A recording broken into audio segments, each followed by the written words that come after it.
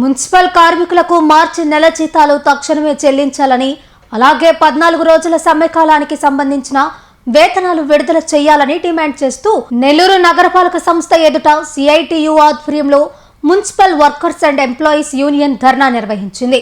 అనంతరం కమిషనర్కు వినతి పత్రం సమర్పించారు. ప్రభుత్వ జీవో వచ్చిన 2 నెలలు గడిచినా జీతాలు చెల్లించకపోవడం తీవ్రంగా ఖండించారు. వెంటనే జీతాలు చెల్లించకపోతే నిరవధిక సమ్మెకు దిగుతామని యూనియన్ నాయకులు హెచ్చరించారు.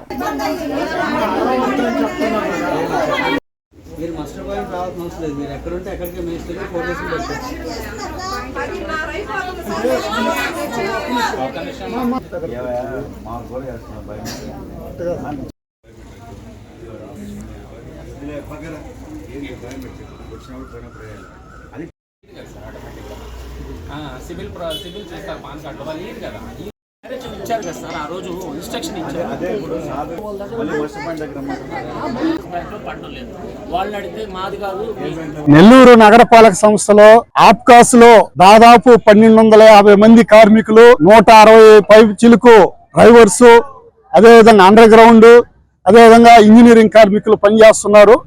వీరందరికీ కూడా దాదాపు మార్చి నెల జీతం ఏప్రిల్ కూడా పూర్తిగా వస్తుంది.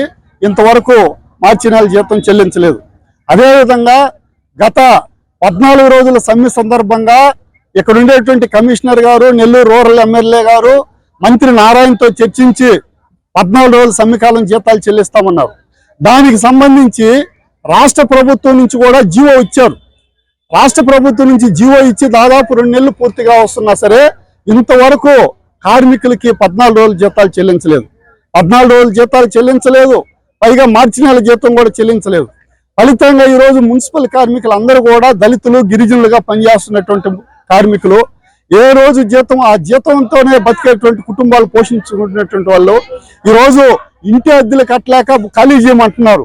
ఈఎంఐలు వాళ్ళ కుటుంబ అవసరాలు గడవక తీవ్రమైనటువంటి అసౌకర్యానికి గురవుతున్నారు. కాబట్టి తక్షణమే జీతాలు చెల్లించాలని చెప్పేసి ఈరోజు ఇక్కడ నెల్లూరు నగరపాలక సంస్థ కార్యాలయం ఎదుట మేము ధర్నా చేపట్టడం జరిగింది. అంతేకాకుండా సెలవులకు సంబంధించి కానీ, అదేవిధంగా ఎక్స్గ్రేషియాకు సంబంధించి కానీ, 62 సంవత్సరాల రిటైర్మెంట్ బెనిఫిట్స్, ఇటు అనేక సమస్యలు అట్టే మిగిలిపోతున్నాయి. ఏ ఒక్క సమస్యను పరిష్కరించకుండా ఈరోజు మున్సిపల్ కార్మికుల పట్ల చాలా తీవ్రమైనటువంటి నిర్లక్ష్యంతో వ్యవహరిస్తూ ఉన్నారు.